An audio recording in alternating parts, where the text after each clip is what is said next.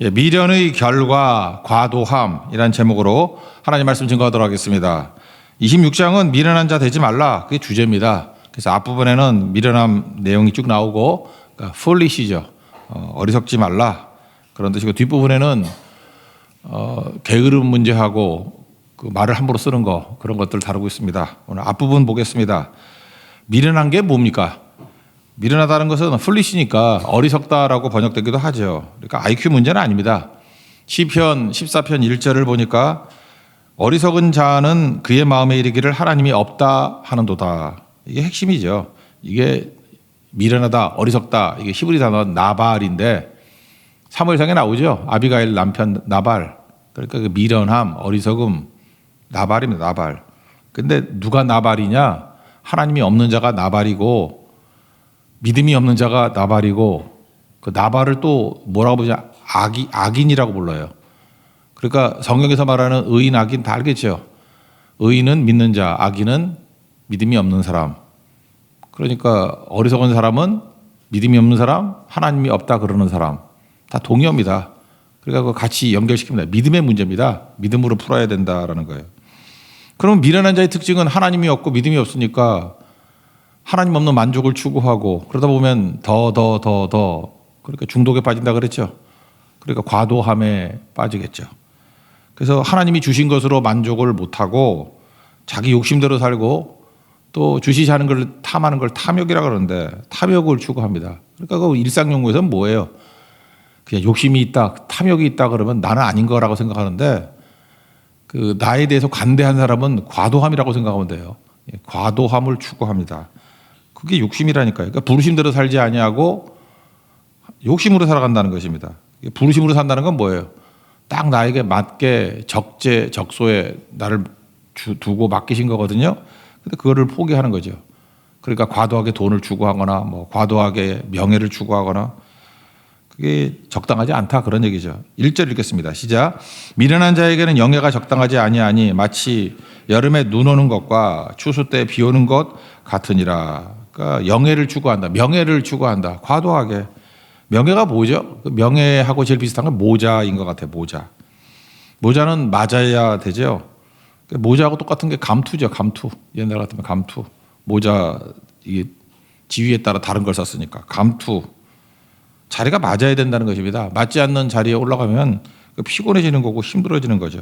그래서 시편 131편 1절에 은혜가 뭐예요? 내가 큰 일과 감당하지 못할 놀라운 일을 하려고 힘쓰지 아니하겠습니다. 이 뒤집어 얘기하면 뭐예요? 어머니 품에 안기듯이 하나님이 주신 대로 살겠습니다. 그러니까 내게 주신 은혜로 살겠습니다. 그게 모자예요. 내게 딱 맞는 모자 쓰겠습니다. 그러니까 내게 맞는 모자가 제일 좋은 모자지, 뭐 비싼 모자가 좋은 게 아니죠. 하나님께서 내게 딱 맞게 맞춤형을 주셨는데 그거 안 붙들고 자꾸 과도한 거 하다 보니까 머리는 작은데 막 어른 큰 모자 쓴 것 같이 되면 눈 가리고 팍 뒤집어 써가지고 바보같이 되는 거죠. 그런 사람이 있다라는 거예요. 자기에게 맞지 않는 모자로 넘어지는 자. 그게 미련한 자라는 것입니다. 근데 하나님 앞에서 지혜롭게 되면은 내게 주신 은혜로 살아가요. 그래서 군더더기가 없습니다. 그냥 딱 맞게, 꼭 그런 것 같아요. 딱 맞는 자리에 딱 맞는 능력을 주시고 참 즐겁고 쉽고 행복하게 살아가게 되는 것을 보게 됩니다. 이 과도함 가운데 하나가 과식도 있잖아요. 과식. 어떤 사람은 그러더라고요. 골고루 잘 먹으면 건강해진다고. 골고루 적당히 먹어야지 건강해지는 거죠. 골고루 많이 먹으면 골고루 병이 납니다. 많이 먹으면요, 그 과도한 것만큼 병이 나게 돼 있어요. 예를 들어서 탄수화물도 넘쳐나면 탄수화물도 썩거든요. 이게 썩으니까 그런 거 아세요? 우리 몸이 먹는 거에 60% 에너지를 소화하는 데 씁니다. 그러니까 40% 정도만 딴 거에 쓰는 거지 소화시키는 데 60% 힘을 쓴다고. 그러니까 먹고 소화시키는 게 쉬운 게 아니에요. 아파 보면 알아요. 못 먹잖아요. 죽 먹고. 이게 소화시키는 데 엄청난 에너지가 든다라는 거. 근데 그걸 과도하게 먹으면은 뭐 에너지 대부분을 소화시키는데 또 소화시키다가 포기하지 않겠습니까? 여러분, 그 과식하면은 졸리죠. 왜 졸릴까요? 우리 피가 힘을 주는 거 아니에요. 머리로 가야 될 피가 다 위장으로 가잖아. 그래서 졸리죠. 그래서 여러분들 잠 잘 안 오시는 분들 돼지같이 먹고 계셔보세요. 잠이 와요. 머릿속으로 피가 하나도 안 가가지고. 그러니까 문제가 되죠. 그래서 제가 보니까 살도 안 찌고 건강한 사람들 보니까 운동하는 사람도 있지만 위와 장, 대장 같은 데가 좋은 사람, 그 장 기능이 좋은 사람들이 살이 안 찌더라고. 이유가 뭐냐? 소화를 잘 시키거든. 그러니까 결국은 소화의 문제라는 것입니다. 탄수화물 소화 못 시키면 발효가 돼버리고, 단백질 소화 못 시키면 부패하고, 고기 많이 먹고 안 되면 다 속에서 썩는다고. 지방은 산패라 그러죠. 산화도. 그래서 맨날 어떤 우리 집사님이 저한테 맨날 알칼리 물 먹으라 그러는데 그냥 적당히 드시면 돼요. 물보다 중요한 건 지방 쌓이지 않게 만드는 게 더 중요한 거겠죠. 그러니까 이게 과도하게 먹으니까 소화효소 분출하려고 소화효소 어디서 나오나 뭐 여러 군데 나오겠지만 뭐 췌장 이런 데 나오잖아. 그러니까 휴지를 못하는 거지 휴지를. 그래서 오래 사는 분들 보면 소식하는 분들이 많잖아요. 이유가 뭐냐? 질병도 없고 그다음에 노화도 좀 느려지고 많이 먹으면 빨리빨리 늙어요. 그러는 거죠. 그러니까 결국은 뭐예요? 흡수하는 게 되게 중요한 거잖아요. 제가 소화 얘기를 지금 뭐 한참 얘기를 했는데 하나님께서 우리 인생에도 마찬가지라고. 내가 소화할 수 있을 만큼의 영해를 주십니다. 내가 소화할 수 있을 만큼의 돈도 주시고. 그러니까 소화하지 못할 것들보다 과도함을 받으면은 다 썩는다니까요. 탄수화물이 발효하고 단백질이 부패하고 지방이 산패하듯이 돈도 우리를 썩게 만들고 좀과 동록, 뭐 도둑이 오고 다 썩는다 그러잖아요. 땅에 쌓아두면 썩는다고. 명예도 마찬가지예요. 모자도 이따만한 모자 써가지고 보이지도 않아. 팍 뒤집어 써가지고. 그러니까 욕심으로 살면 안 되는데 미련한 자는 하나님이 없고 믿음이 없고 악한 자기 때문에 결국은 과도함만 추구하다가 자기 인생을 못 살게 된다는 것입니다. 그래서 은혜가 뭔지를 알아야 돼요. 내게 주신 은혜. 바울도 과도함까지는 아니지만 뭐 건강 주세요. 그래서 뽀대나게 좀 일하고 싶습니다. 그랬더니 육체의 가시 그냥 갖고 살아. 그게 너한테 딱 맞아. 왜냐하면 너한테 영적인 능력이 엄청나게 임했잖아. 그 고린도서 12장 같은 데 보면 막 천국에도 갔다 오고 뭐 능력이 보통 능력이 아니잖아요. 바울이 하나님께 받은 은혜가. 그럴 때는 여기서 너희가 육체도 건강하고 뭐 나머지도 떵떵거리고 살면 너 그 독이 돼. 그러니까 우리가 나한테만 적용시킬 게 아니라 바울에겐 그게 가장 최적의 자기 모자였다고. 그래서 그걸 깨닫고 난 다음에 내 은혜가 내게 족하다. 약할 때 하나님의 능력이 머무르게 된다. 깨닫고 찬송하고 끝나지 않습니까? 그럼 바울만 그러나 우리도 마찬가지겠죠. 이게 과도함을 추구하는 사람들은요. 자기 자리가 아니기 때문에 교만해지는 거예요. 자기보다 뭐 자기 자신을 이렇게 뻥튀기 해서 보는 거라고. 그리고 교만한 사람의 특징이 뭐예요? 말을 함부로 하잖아. 말이 거칠어. 그래서 사람은 참 묘해요. 그 알량한 사람들이 자기가 가지고 있는 힘 가지고 힘을 쓰려고 그래. 그것도 어떻게 쓰려고 남 해코지 하려고. 그래서 입이 달리면 입으로 저주하고 또 요즘 같으면 뭐 글 써가지고 뭐 인터넷에 올리고 뭐 또 뭐 있나. 옛날 장기빈 같으면 뭐 이렇게 인형에다가 찌르고 막. 그게 할 수 있는 거 최고잖아요. 옛날에는 법 체계가 이렇게 시스템이 안 돼 있으니까 빈틈이 많잖아요. 그러니까 저주 영역이 컸다고. 그래서 저주하는 무당들도 있었고 왜 뭐 풀어야 되니까. 자기가 가지고 있는 힘은 그거야. 무당 동원해 가지고 저주하는 거. 그걸 여기 성경에 뭐래요? 까닭 없는 저주. 그거 헛된 거라는 거예요. 해봐야 소용도 없고 참새가 떠도는 것이고 제비가 날아가는 거. 이거 뭐 흔적도 없다는 거죠. 이런 거 신경 쓰지 말라는 거예요. 이런 건 무모한 짓이고 시므이가 저주한다고 저주가 되나? 오히려 다윗은 저의 저주 까닭에 하나님께 나를 선으로 갚아주시길 원합니다. 은혜를 구하잖아요. 은혜가 내게 딱 적당하다는 거야. 내게 맞는 모자라고. 그러니까 다윗이 지혜죠. 지혜로운 자라고. 은혜를 구하자. 은혜. 내게 주신 딱 맞는 걸 주십시오. 그랬더니 자기가 커지는 만큼 하나님께서 채워주잖아요. 그게 은혜고 지혜고 그렇다라는 것입니다. 그거 꼭 붙들어야겠죠. 여러분 인생을 살면서 어떤 사람이 막 저주해요. 그러면 저주는 뭐 두려워하지 마세요. 저주가 우리한테 먹히나. 발람 선지자가 돈 받고 발락에게 돈 받고 이스라엘 저주하려고 그랬더니 저주가 돼요? 저주도 안 될 뿐더러 저주한다고 할지라도 자기한테 다 돌아가. 로마서 8장 1절 보니까 그리스도 예수 안에 있는 자에게 결코 정죄함이 없다. 이게 저주가 없다는 뜻이거든. 저주 없습니다. 생명의 성령의 법이 우리를 해방시켰는데 뭔 소리 하는 거예요. 저주 백날 해보라고. 아무것도 아니다. 하나님만 붙들면 된다. 그런 거죠. 그래서 잠깐 사람 신경 쓰지 말고요. 그 유명한 얘기가 있잖아요. 어떤 목사가 했던 얘기인데 똥개는 짖어도 경부선은 간다. 그런 거 모르세요? 진짜 저주는 뭐냐면 하나님과 관계가 끊어지는 게 저주예요. 이거보다 무서운 저주가 있어요. 그게 저주지. 하나님의 부재가 저주예요. 오직 예수, 이게 축복입니다. 지금 여러분 어떤 상황에 놓인다 할지라도 예수님을 바라보고 예수님 붙들고 있다 그러면 그건 축복이에요. 어떤 저주도 효력이 없습니다. 그리고 진짜 저주는 뭔지 알아요? 말씀이 안 들리는 거라고. 말씀이 안 들리고 온통 뭐 음모, 생각, 뭐 잡다한 얘기들. 말씀이 안 들리는, 그러니까 고집 부리는 거죠. 그러니까 이게 저주지. 축복이 뭐예요? 말씀이 들리는 거. 그러니까 오직 예수, 말씀이 들리는 거. 성령이 나를 주도하고 있는 거. 그게 복이라는 것입니다. 그러면 어떤 상황에 놓인다 할지라도 승리하는 거죠.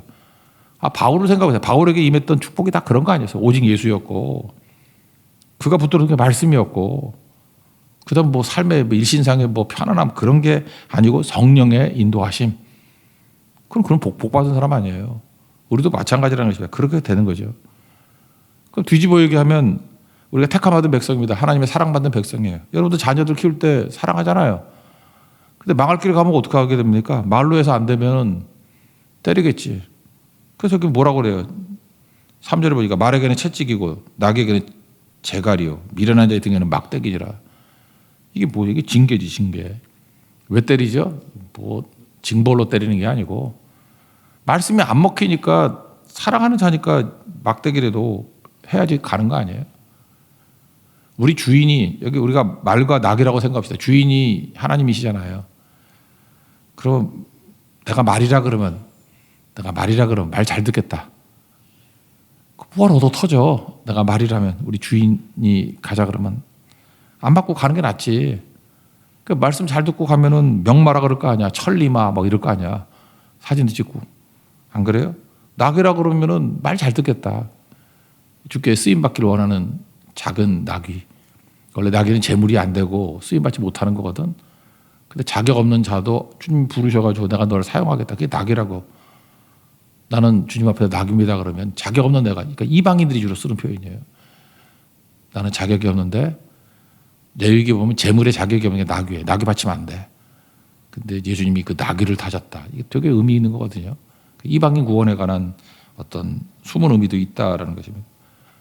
그럼 뭐 잘 쓰임 받는 거지. 왜 말 안 듣고 재갈을 물려.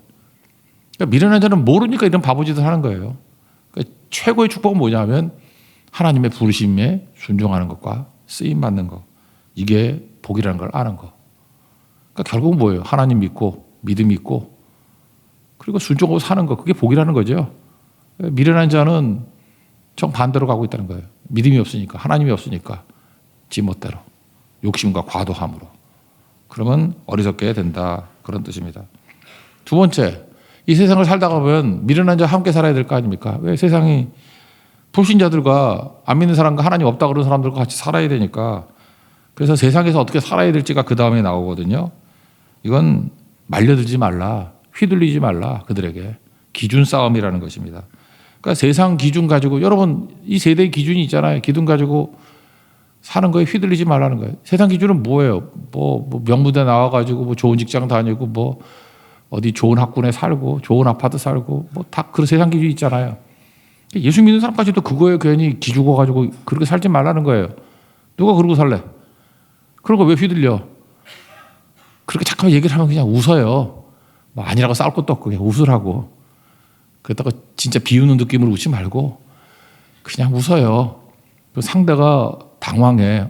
저놈이 휘둘리지도 않고 웃네. 그냥 웃으라고. 예수 믿는 사람들이 얼굴이 너무 무서우면 안 돼. 막 자랑하잖아요. 어디 가서. 막 친구들이 자랑하잖아요. 막 돈 많다고 출세했다고.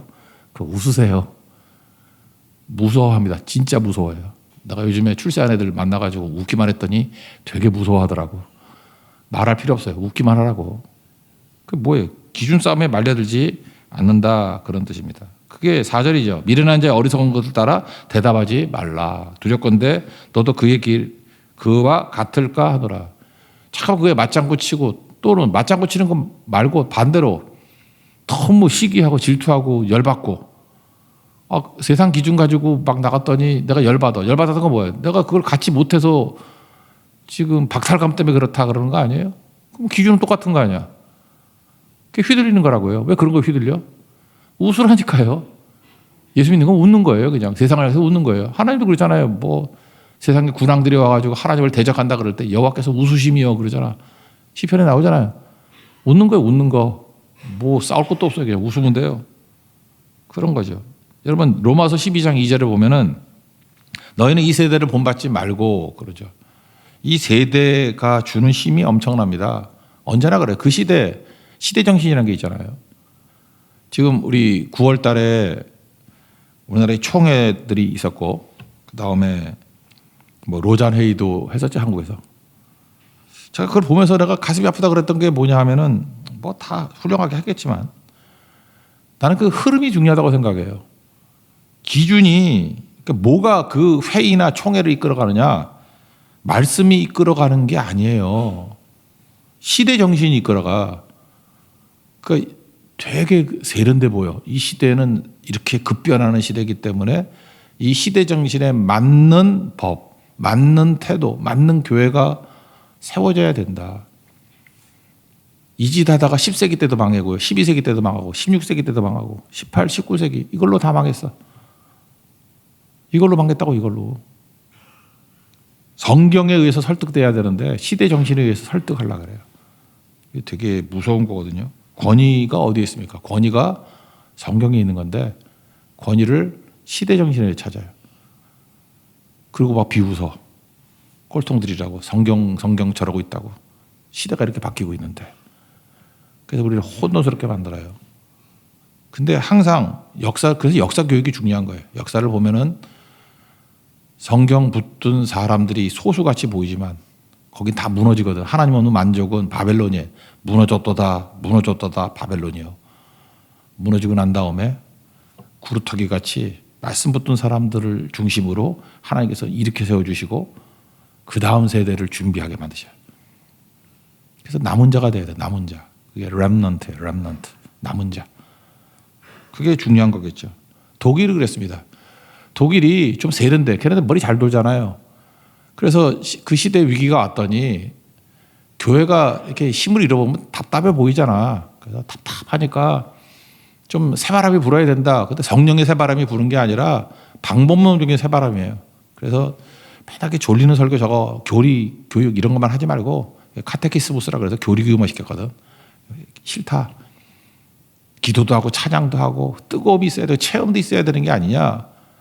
그래서 독일에서 나온 게 경건주의예요. 되게 이름은 멋있죠. 경건주의. 하나님을 느껴야 되고 체험해야 되고.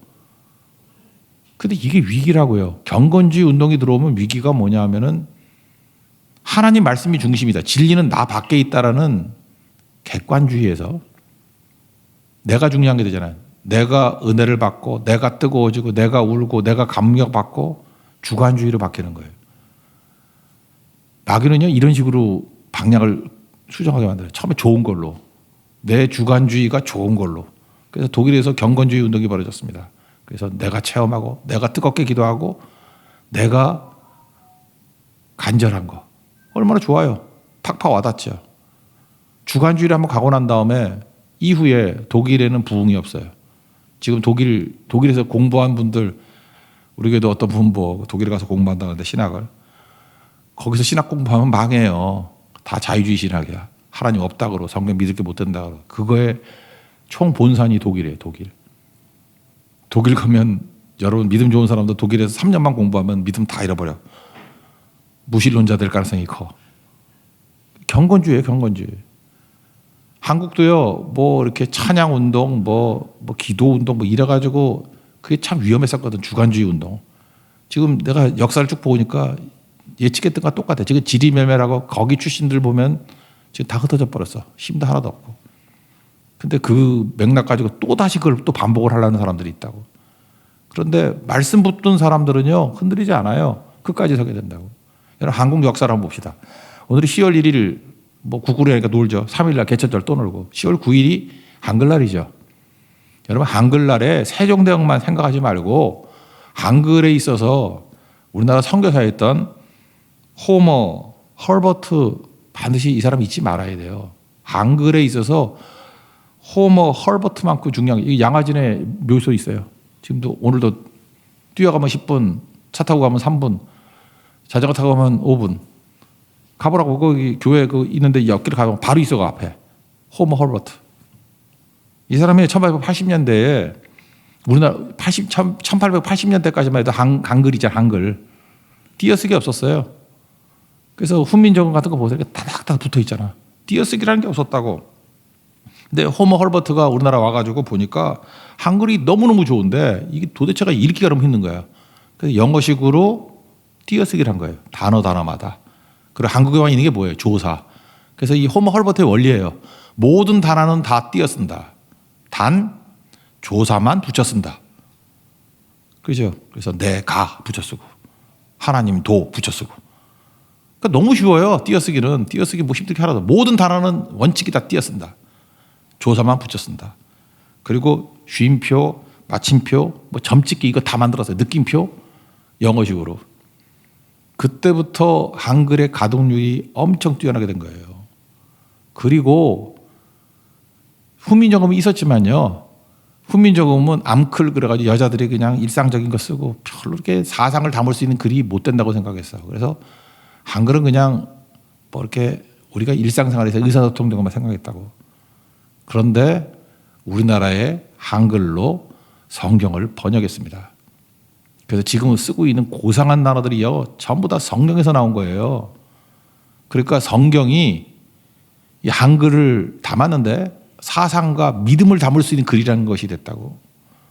그래서 한글이 암클에서 이제는 최고의 믿음의 고차원의 글로 올라간 거.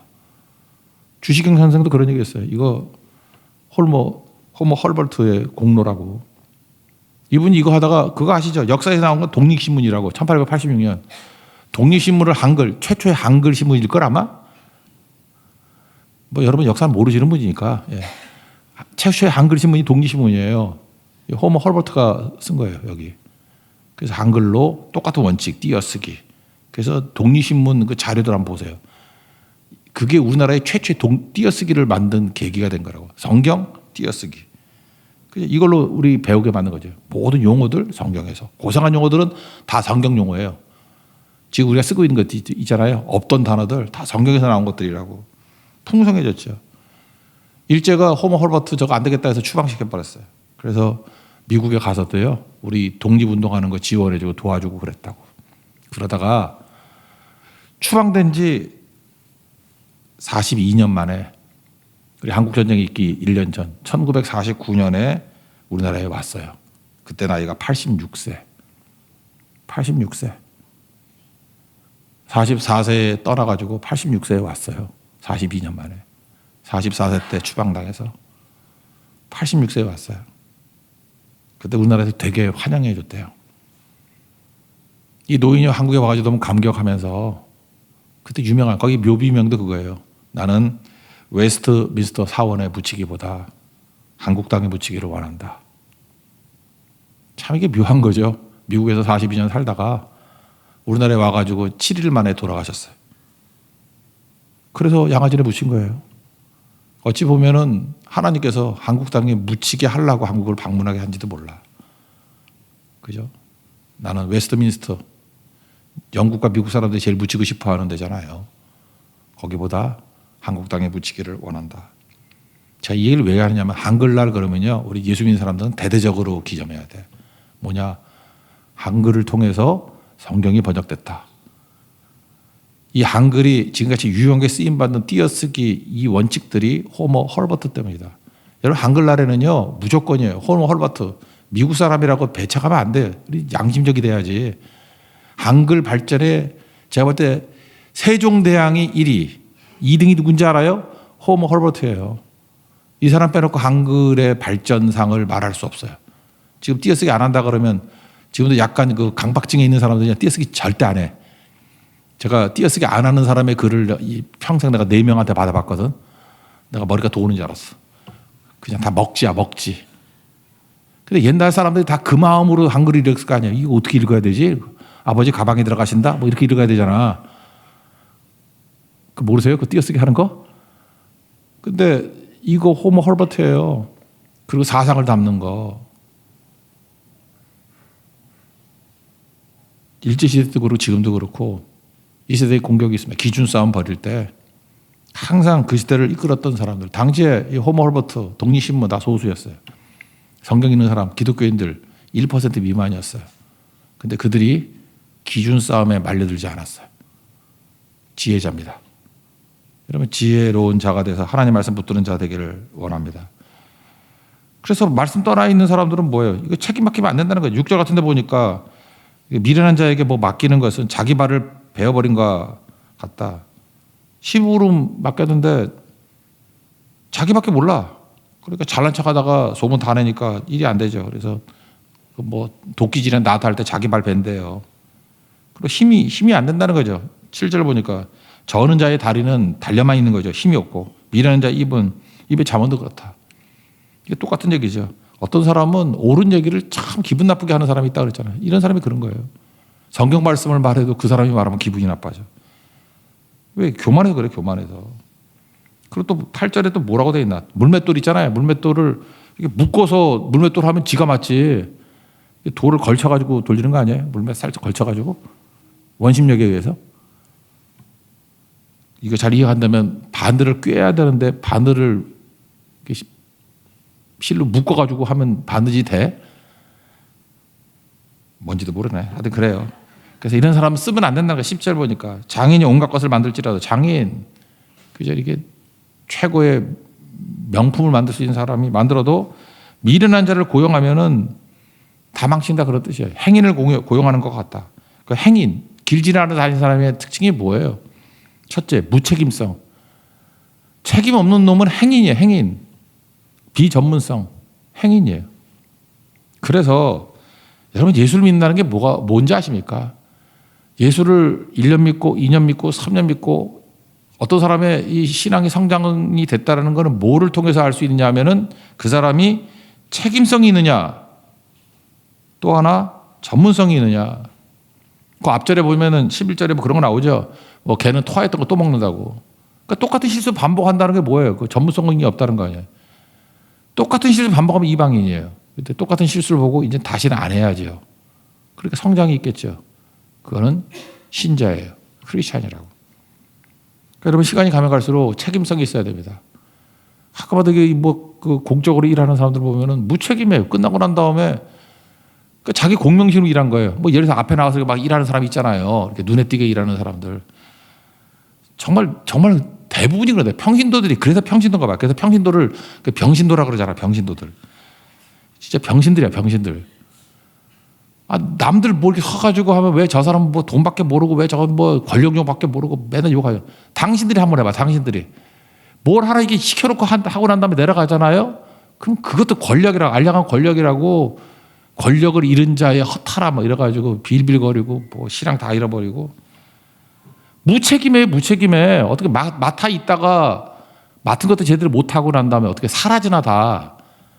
그러니까 참 이게 두 가지예요. 미숙한 자를 사용해야 되는 것도 맞지만 정말 훈련 없이 사용하다 보면 그래 책임성이에요. 무책임한 자는 이건 행인이에요. 이거는 미련한 자, 깡패, 나발이에요, 나발. 이름에다 나발이라 붙여야 돼요. 나발, 전나발, 김나발, 차나발, 나발. 그 전문성이 없어. 맨날 반복해. 맨날 고집불통해. 그러니까 문제죠. 그럼 미련하면서 벗어나는 길이 뭐예요? 마지막 12절이에요. 12절 읽어봅시다. 시작. 내가 스스로 지혜롭게 여기는 자를 보느냐? 그보다 미련한 자에게 오히려 희망이 있느니라. 그러니까 스스로 지혜롭게 여기지 않는 거죠. 그러니까 뭐예요? 나는 죄인입니다. 나를 불쌍히 여겨 주십시오. 이사야도 그렇고 누가 5장 보면 베드로도 그랬고 나는 죄인입니다. 나를 불쌍히 여기소서. 저는 인내하신 구세주여 이 찬양 너무 좋아요. 279장. 죄인 오라 하실 때 예수님 너무 좋잖아요. 우리 다 죄인자. 죄인 오라 하실 때 죄인을 부르시는 예수님이 죄인을 부르신다고 의인만 부르는 게 아니라 죄인을 불러요. 원수를 불러요. 원수를. 연약한 자를 부른다고. 나를 부르잖아요. 누가 우리를 불러줘? 세상에서는 잘난 놈만 부르고요. 돈 있는 사람 부르고 힘 있는 사람 부르고 똑똑한 사람 불러요. 근데 예수님만은 힘없고 바보 멍청이 같고 개쓰레기 같은 자들을 부르신다고. 죄인 부르신다고요. 그럴 때 죄인 부른다 그러니까 맨날 딴 사람 생각하죠. 죄를 부르네 죄를 부르네. 그럴 때 뭐라 그래요? 날 부르소서. 내가 죄인이에요. 내가 죄인이고 나를 불쌍히 여겨주세요. 죄인 오라 하실 때 날 부르소서. 뭐예요? 내가 죄인이라는 거 아니에요. 죄인 오라 하실 때 날 부르소서. 내가 죄인입니다.